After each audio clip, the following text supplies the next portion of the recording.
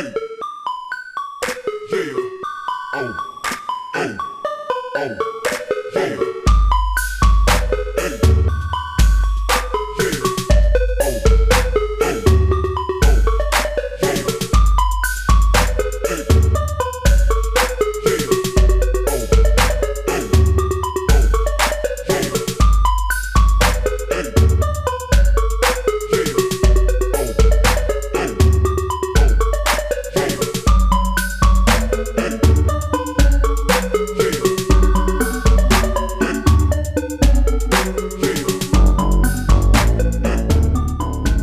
What's up, YouTube? It's your boy Thomas back again with another rendition of Truth Be Told. Now, again, nothing major going on really in, worldwide news or anything like that, except for this administration, Biden and Camilla, are seen as the worst administration ever. Biden is considered the worst president we've ever had in the United States. So that's pretty significant. Not good. But everybody told you so kind of thing. Anyways, first thing I really want to talk to you about this week was the CW network. It's just ridiculous. They are blatantly throwing out this feminism shows that are just god awful, and people cannot stand them. They flop every time, and they've gone and done it again. They've gone and decided that they're going to do a female Zorro and this other TV show that's got a female black lead in it called Naomi, which is just a recent character that DC started doing. And basically she has like a Supergirl backstory or Superman kind of thing. She has a thing for Superman, so she gains his abilities, so she has his powers and shit. It's just dumber than a box of rocks, but whatever. And you could tell it's one of those shows where they have a black female lead who thinks she knows everything, cops an attitude with everybody, and tells everybody how things should be in this social society, especially online and shit. It's just, you see, if you watch the trailer, you see what I'm talking about. It's just so dumb. So dumb. They need to stop with that bullshit. Anyways, the next thing I want to tell you about is I finally got around to watching the movie called Eternals.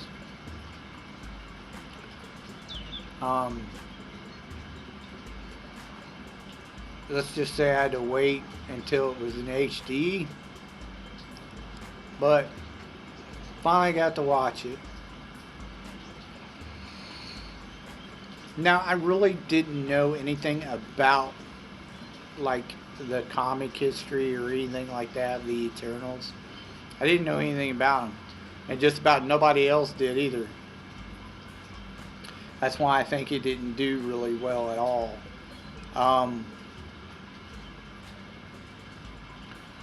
The story, I'd seen a similar story before.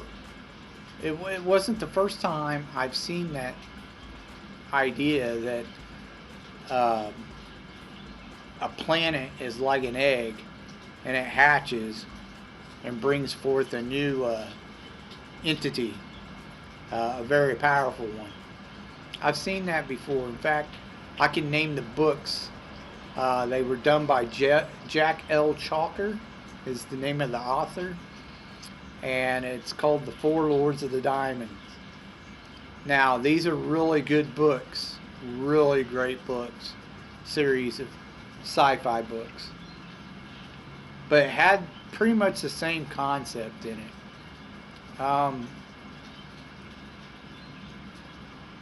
the whole story. It was almost very similar to these books, which was long before this comic book story.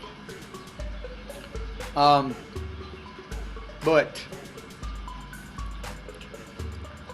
the movie was blah.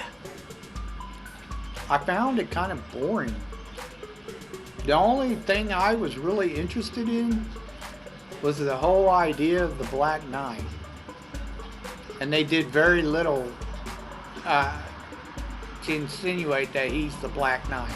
The rest of it was all about them, which I understand because it's called the Eternals, but most of this movie sucked. I just didn't care for it. I thought it was boring.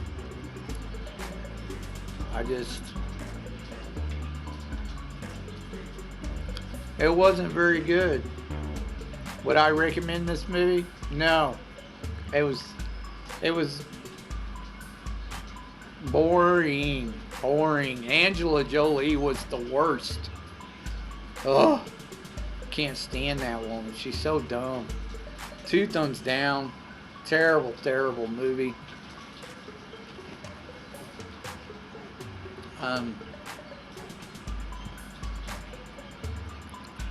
It was pretty woke too, so there was quite a few cringe moments with feminism and the gay shit and all that crap. It was a little too woke for me. I don't want my superheroes as pussies, and these guys were pussies. But anyways, moving on. That's what I thought about the Eternals. Terrible movie. No wonder it flopped. Alright, let's get on to your B movie reviews.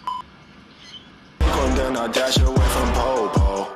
Yeah, snakes around my grass, they want my dodo. But I keep a 40, they don't know, no.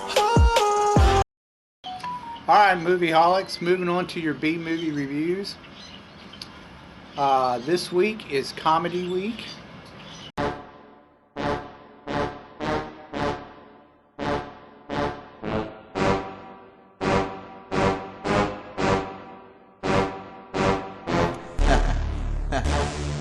Big Louise on somebody. Fresh in the game, putting it down. Everybody jump, make the club get crunk. If you wanna Southside represent, throw it up. Everybody jump, make the club get crunk. If you wanna Northside represent, throw it up. Everybody jump, make the club get crunk. If you on the West Side represent, throw it up. Everybody jump, make the club get crunk. If you on the East Side represent, throw it up. And I decided, why not do a couple of reviews on the comedy duo of Gene Wilder and Richard Pryor. And they've done several of them.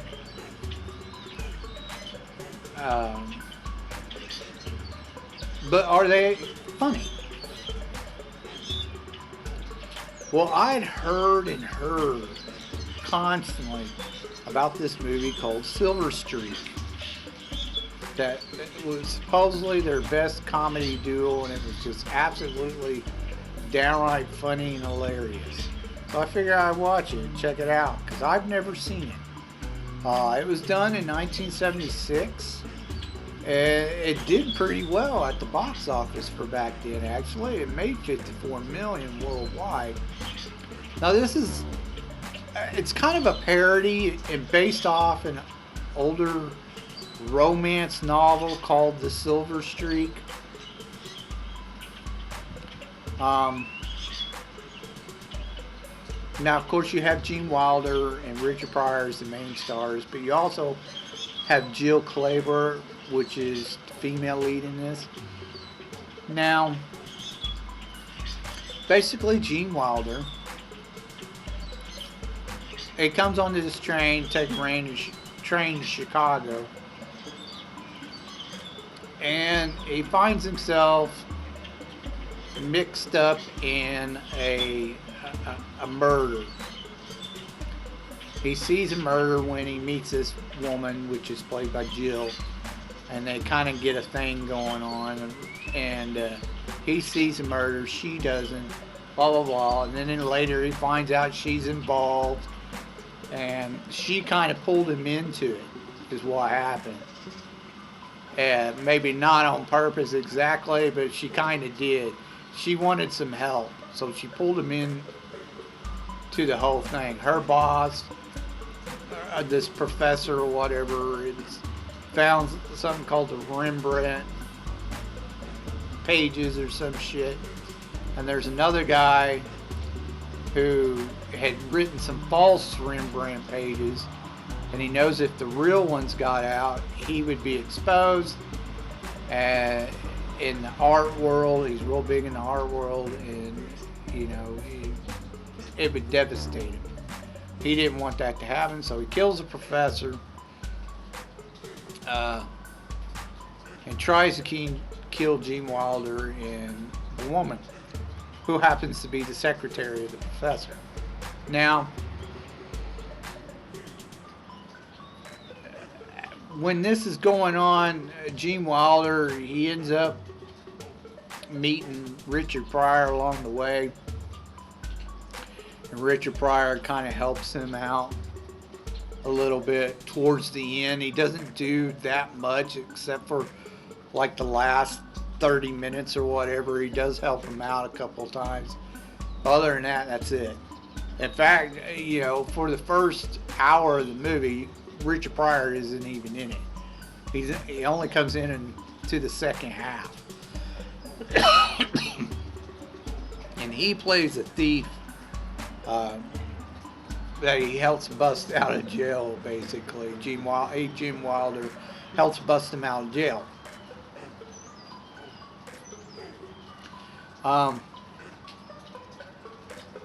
But they eventually stop the bad guy, and then the bad guy actually makes the train go runaway, So they have to try to figure a way to stop the train because it's getting ready to plow into the station.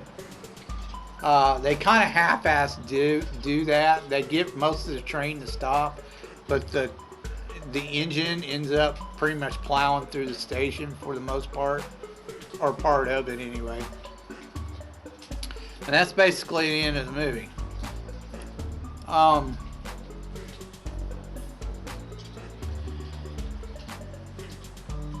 To be honest, I don't know why people think this movie's funny. I literally thought it was fucking boring, the first half of the movie. I mean, I literally was falling asleep until Richard showed up. Now, Richard gives a couple of scenes in there where that's funny, but that's literally about it. It wasn't really very funny. The only part I actually kind of laughed at was the fact that Gene Wilder kept getting kicked off the damn train. I think it happened 3 times, and he had to figure out how to get back on the train to save the girl. That was the only part I really thought was actually kind of funny. It got a little bit better, like I said, when Richard showed up, but even with him in it, it wasn't really that funny. And everybody's like, that's the go-to one, that comedy duo. I didn't think so. I didn't think it was that funny at all.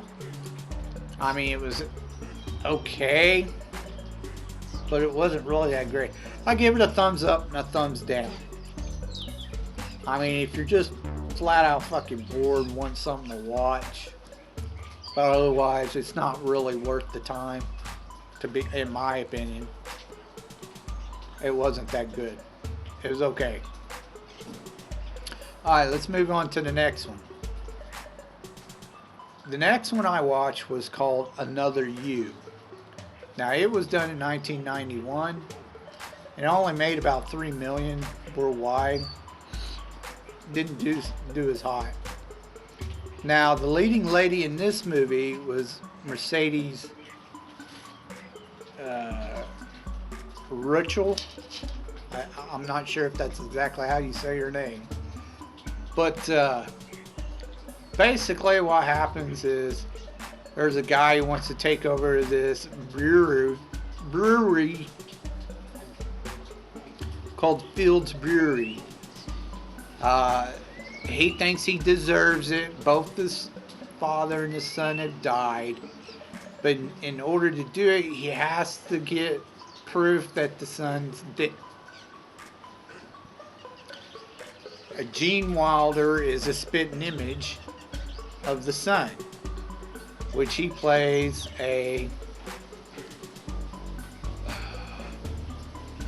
he's not really that mentally handicapped. He just he considers himself a compulsive liar. So he puts himself in an asylum to try to help stop lying all the time.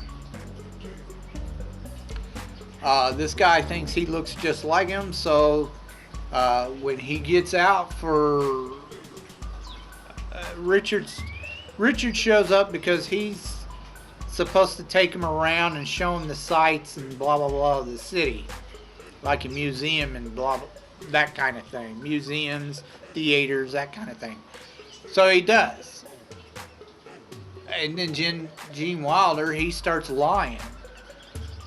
He starts getting all this money, and these people are like calling him Fieldman or Fields or something like that, the dead son.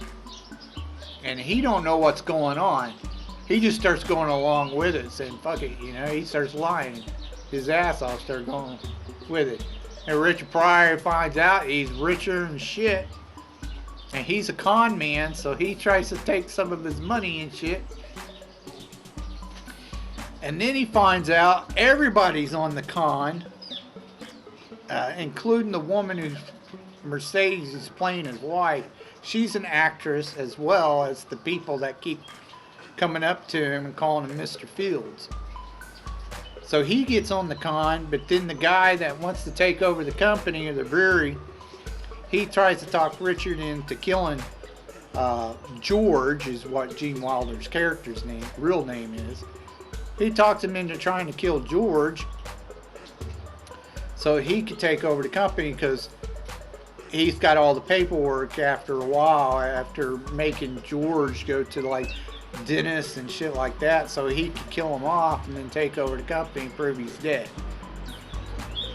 Well, they do kind of a switcheroo, and they save George, and he just takes on the name of Mr. Fields and takes over the company. And no one's none the wiser, because they have all the paperwork that says he's Mr. Fields. And that's pretty much the end of the movie. I liked this movie. I thought it was pretty good. It actually had some funny parts in it. It was pretty funny. Would I recommend it for a comedy? Yeah, 2 thumbs up. Great movie. It was really good. I liked it. If you're looking for a comedy, Richard Pryor, Gene Wilder, this is one of their better ones for sure. Anyways, that's all I have for you this week. If you have anything, any thoughts that you would like to say about what I talked about earlier in the video, please leave your thoughts down in the comment section down below. If you have any underrated movies or B movies that you think I may never have heard of, please leave your suggestions down in the comments down below, and I will get to reviewing them as soon as I can.